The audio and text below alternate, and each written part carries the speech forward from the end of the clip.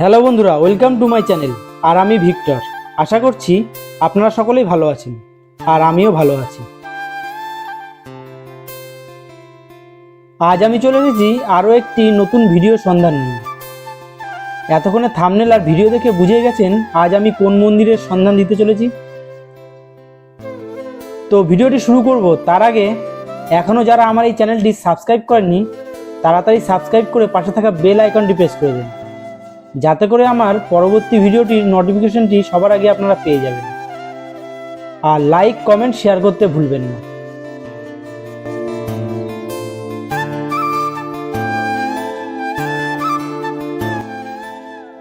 তো চলুন ভিডিওটি শুরু করি। এই মন্দিরে কিভাবে আসবেন এবং এই মন্দির কত সময় খোলা থাকে, কী বা এই মন্দিরের ইতিহাস, সবটাই আপনাদের সাথে শেয়ার করব। তাই ভিডিওটি স্কিপ না করে সম্পূর্ণ ভিডিওটি দেখতে থাকুন।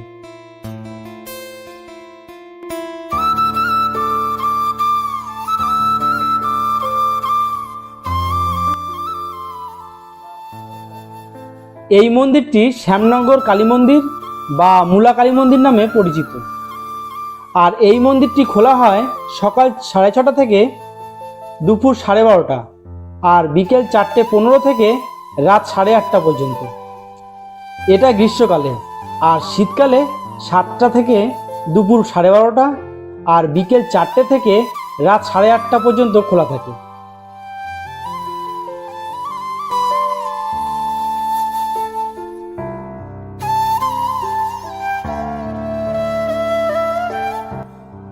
এবার আপনাদের জানাই আপনারা এখানে এই মন্দিরে কিভাবে আসবেন।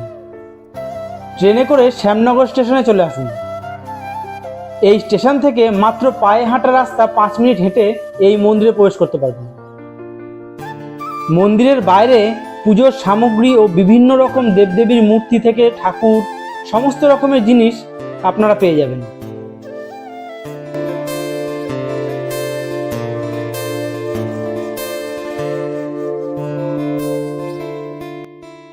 এই মন্দিরের মূল বিগ্রহের কোনো রকম ছবি বা ভিডিও করা নিষেধ। তাই দুঃখের সাথে আপনাদের জানাই এই কারণে মূল মন্দিরের বিগ্রহ আপনাদের দেখাতে পারিনি। এই বিগ্রহ দেখতে হলে আপনাদের অবশ্যই এই মন্দিরে আসতে হবে।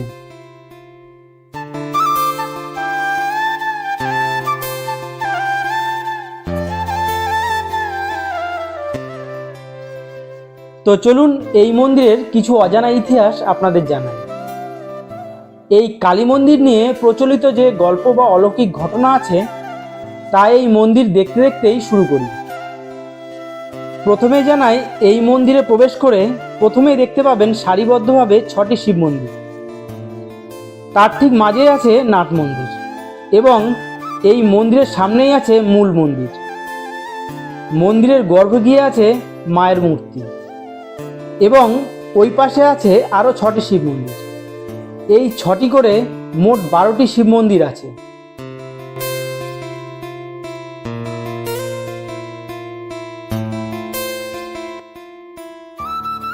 কথিত আছে 1219 বঙ্গাব্দের 31শে বৈশাখ গোপীমোহন ঠাকুর এই মন্দির প্রতিষ্ঠা করেন। তিনি ছিলেন রবীন্দ্রনাথ ঠাকুরের পিতামহ দ্বারকানাথ ঠাকুরের ভাই গোপীমোহন ঠাকুর। এই গোপীমোহনের ইচ্ছা অনুসারেই দেবী তার কন্যা হিসাবে জন্মগ্রহণ করেন এবং তিনি তার নাম রাখেন ব্রহ্মময়ী। ব্রহ্মময়ীর যখন 8 বছরের বয়স তখন গোপীমোহন তার বিয়ে ঠিক করেন এবং এই বিয়ের দিন তিনি ব্রহ্মময়ী ইচ্ছে প্রকাশ করেন যে তিনি গঙ্গা স্নান করবেন। তখন মেয়েদের সরাসরি গঙ্গা স্নান করার অনুমতি ছিল না, কিন্তু পালকিতে করে আহিরিতলা ঘাটে ব্রহ্মময়ীকে নিয়ে যাওয়া হয় সেই গঙ্গা স্নানের উদ্দেশ্যে। সেই পালকি থেকে নেমে উপযুক্ত ঘোড়াটোপের মধ্যে ব্রহ্মময়ী গঙ্গায় নামেন। দীর্ঘক্ষণ সময় পেরিয়ে যাওয়ায় দেখা যায় ব্রহ্মময়ী গঙ্গার থেকে উঠছেন না, অর্থাৎ তিনি অদৃশ্য হয়ে গিয়েছেন। সবাই মিলে খোঁজ শুরু করার পরও ব্রহ্মময়ীর কোনো খোঁজ পাওয়া গেল না। এই অবস্থায় গোপীমোহন একদম ভেঙে পড়েন এবং শোকে তিনি শয্যাশায়ী হয়ে পড়েন। তারপর তার সমস্ত জগৎ অন্ধকার হয়ে যায়। কিছুদিন পর গোপীমোহনের স্বপ্নে আবির্ভূত হন দেবী। সেই স্বপ্নে দেবী বলেন মুলাজোড়া গঙ্গার ঘাটে তাকে খুঁজে পাওয়া যাবে। তো সেখানেই গঙ্গার ঘাটের সামনে তিনি যেন মন্দির প্রতিষ্ঠা করেন। মুলাজোড়া গঙ্গার পাড়েই পাওয়া যায় কালো পাথরের দক্ষিণাকালীর মূর্তি। তারপর বৈশাখের এক পূর্ণিমায় এই ব্রহ্মময়ীর মন্দির প্রতিষ্ঠা করেন গোপীমোহন ঠাকুর।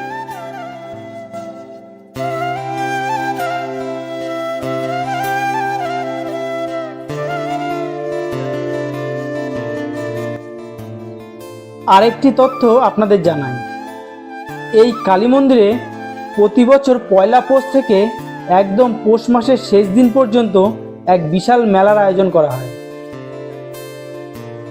এবং মূলা দিয়ে বিশেষ পূজার আয়োজন করা হয়। তাই আপনারা চাইলে এই সময় এই মন্দিরে আসতে পারেন। তাছাড়াও সারা বছর যে কোনো সময় আসতে পারেন।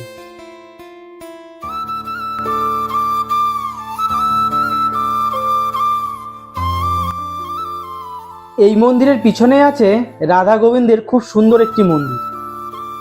এখানেও ভিডিও করা বা ছবি তোলা নিষেধ। তাই আপনারা এই মন্দিরে আসলে অবশ্যই এই রাধা গোবিন্দের মন্দিরটি দর্শন করবেন।